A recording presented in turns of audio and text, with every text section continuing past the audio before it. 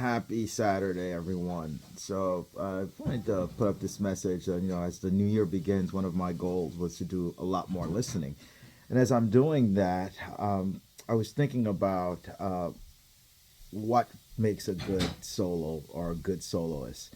As I'm listening to different instrumentalists, for everything from guitarists, horn players, obviously guitar players. But in any event, though, I think they share some similarities. And a couple of them I wanted to talk to you about, at least share with you what I'm thinking about. So, number one, I mean, for one of the things that I can see in really great soloists is that they leave space. They let their nose breathe.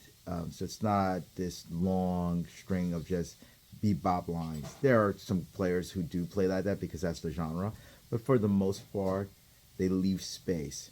Sometimes it's not what you're playing, but it's also what you're not playing. Okay, so that's one of the key things. The next thing that I think that the great soloists across different genres have is that, you know, what they do when they're playing is that they play as if they have something to say, not something to show. Okay, again, let me say that they have something to say, not something to show. And when I talk about this, I was thinking about great orators. Okay, great orators are very, very similar to great soloists.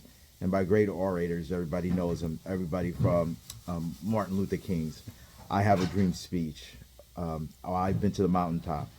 JFK's speech. Ask not what you can do for your country, but ask what your country can do for yourself.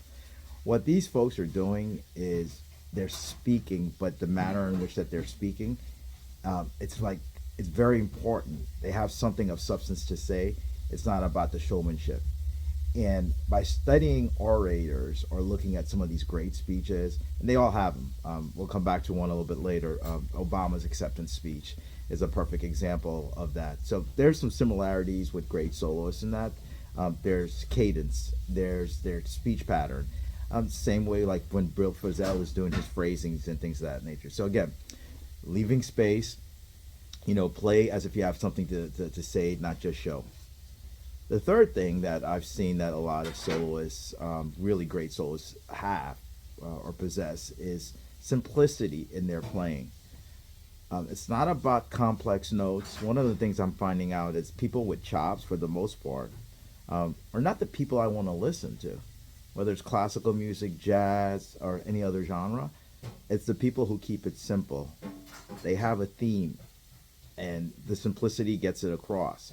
Very complicated ideas are sometimes hard to convey. The same way, very highly structured solos with crazy changes and things like that, they just, kind of get in the way of the emotional aspect of the music. So making it simple. So again, leaving space, playing as if you have something to say, not show, keeping it simple. That's the third one. Repetitive terms. Remember what I said about Obama. In Obama's acceptance speech when he became president, he had this one line he kept saying after everything: "Yes, we can. Yes, we can. Yes, we can." He was doing something that's very, very, very familiar in great solos, whether it's Bach, whether it's Frizzell, whether it's anybody that's an instrumentalist. They repeat themes so the listener can get that message across. Okay, so really, it's almost like when you talk to somebody and they say, well, what makes a good speech, or you tell them what you're gonna say, then you say what you told them you were gonna say, then you end by saying what you've told them. So that way they know exactly what you want to get across. So repetitive themes, as boring as it may seem, has a nice soothing aspect, and it really gets your solos across. And the final one, which is, what is this all about? It's about storytelling. All of those elements will help you get your story across with your instrument. So again, to recap, leave some space in your playing. Play not as a showman, but as if you have something of substance to say. Keep it simple. Have repetitive themes. And lastly, tell a story. All right, then. Thank you so much for having, I should say, thank you so much for watching this video, and have a great weekend. Bye now.